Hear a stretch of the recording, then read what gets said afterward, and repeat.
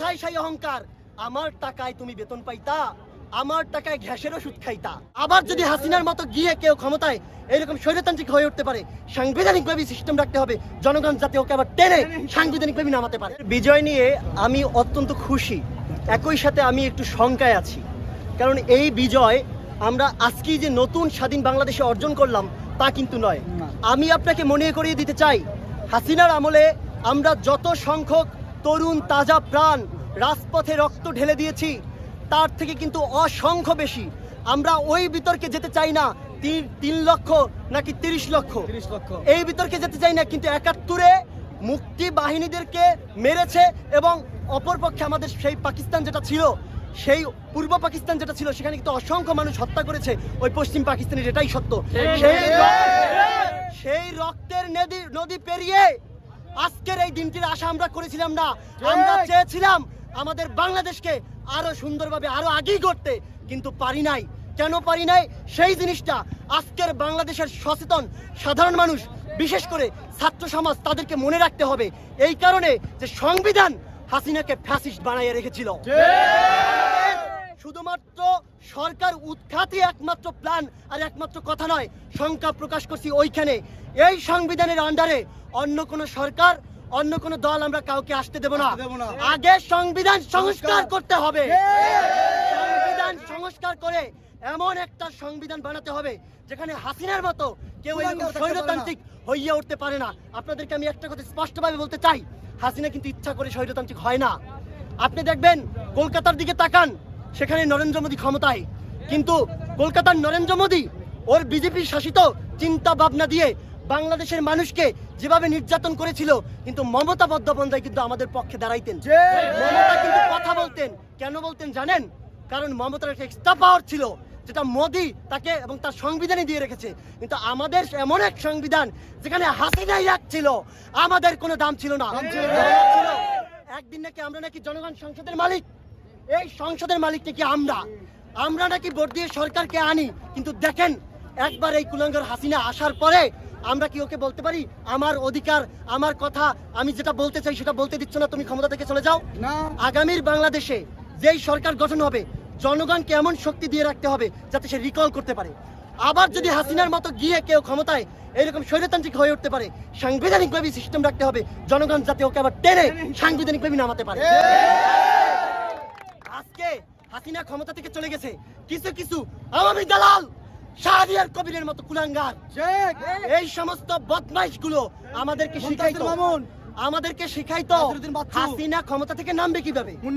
ও তো সংবিধানকে কেটে ছিটে এমন অপারেশন করেছে, সংবিধানের ভিতরে আর কিছু নাই, যা আছে সব ওই হাসিনা আর হাসিনার বাপের নামে বন্দনা। এ দিয়ে তো ক্ষমতা থেকে বের হওয়া যায় না। মানে আলাপটা এমন, আমার বাড়িতে কাঁঠাল গাছে কাঁঠাল চুরি করতে উঠেছে, চোর উঠেছে।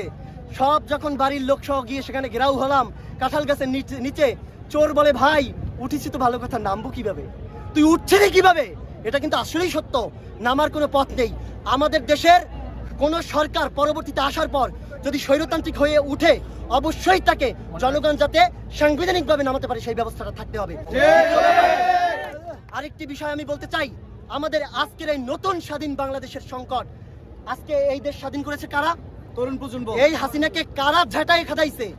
তরুণ প্রজন্ম। তো আমরা শোনেন, আমি বলি 2018 সালে আমরা বলেছিলাম এদেশে 4,82,00,000 যুবক আছে, এর মধ্যে প্রায় 1 কোটির মতো গ্রাজুয়েশন কমপ্লিট, তাদের চাকরি নাই। ওই যুবকরাই কিন্তু এদেরকে হটাইছে, কোনো রাজনৈতিক দল নয়। আমি বলতে চাচ্ছি না রাজনৈতিক দলের কোনো অবদান নাই, অবশ্যই তাদের অবদান আছে, কিন্তু নেতৃত্ব দিয়েছে এদেশের কিশোর, তরুণ, যুবক। আমি আপনাদের ঐতিহাসিকভাবে এই ঘটনাকে কানেক্ট করাইতে চাই।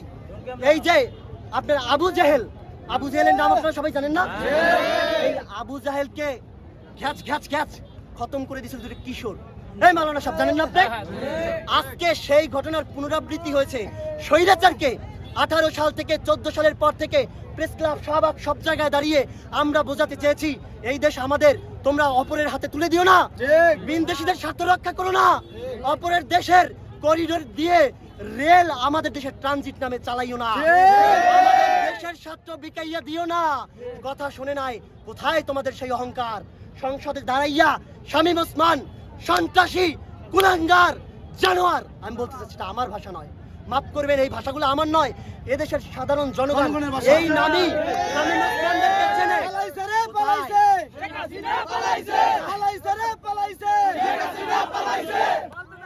আমি বলতে চাই আজকে তাদের অহংকার কোথায়? কোথায় সেই অহংকার? আমার টাকায় তুমি বেতন পাইতা, আমার টাকায় ঘ্যাসের ওষুধ খাইতা, আমার টাকায় কি বলবো ইরেজার ব্যবহার কইরা দাড়ি চুল শেভ করতা। সেই আমার বিরুদ্ধে বন্দুক তাক, সেই আমি 1 টাকা দিয়ে যেটা চকলেট কিনি সেটা দিয়ে তোমরা ভ্যাট নিতা। সেই তেলের দাম আপনি দেখবেন, দ্রব্যমূল্যের যে কি ঊর্ধ্বগতি, সেই টাকা দিয়ে বুলেট কিনে আবু সাইদকে হত্যা করেছো। আবু সাইদকে, আজকে আবু সাইদের জায়গায় আপনি আমি ভাই যে কেউ থাকতে পারতাম। আজকে আবু সাইদের শুধু আত্মা নয়, ওই আয়না ঘরে বসে যাদেরকে হত্যা করেছো তাদের আত্মা আজকে আল্লাহর কাছে তাকিয়ে হাহা করে হাসে। হাসিনার স্বৈরাচার পতন, এদেশের মানুষ বিজয়। আমি আপনাকে যে বিষয়টা বলতে চাইছিলাম সেটা হচ্ছে এই তরুণ যুবক সমাজদেরকে কিভাবে চাকরি দিয়ে, তাদেরকে কর্মসংস্থান দিয়ে বাংলাদেশ পুনরায় আবার রিফর্ম করতে হবে, বাংলাদেশকে মাথা উঁচু করে মর্যাদার সহকারে পৃথিবীতে দাঁড়াবে সেই ব্যবস্থা করতে হবে। হেলাফেলা নয়, আর হেলাফেলা নয়। এখন বাংলাদেশ এমন ভাবে গঠন করতে হবে যাতে ওই প্রাচ্য মানে পশ্চাত্য থেকে ওই পশ্চিমারা ইউরোপিয়ান কান্ট্রি বলে না, হাসিনা বলতো না এত উন্নয়ন করেছি, আমাকে মানুষ জিজ্ঞেস করে কি এমন ম্যাজিক আপনার কাছে আছে? ম্যাজিক দেখছো? ম্যাজিক দেখাইছে জনগণ। আমি বলতে চাই সত্যিকার অর্থেই আমাদের সেই অবস্থা দেখিয়ে দিতে হবে যে এক ম্যাজিক্যাল পরিবর্তন, সেই পরিবর্তনের অবশ্যই অগ্রসেনানী পাহারাদার হিসাবে থাকতে হবে আমাদের দেশের তরুণ যুবক জনতা, যাতে অন্য কেউ বাংলাদেশের স্বার্থকে অন্য কোনো বিদেশ, কি আমেরিকা, কি ইন্ডিয়া, কি চায়না, কারো কাছে যেন বিক্রি না করে দেয়।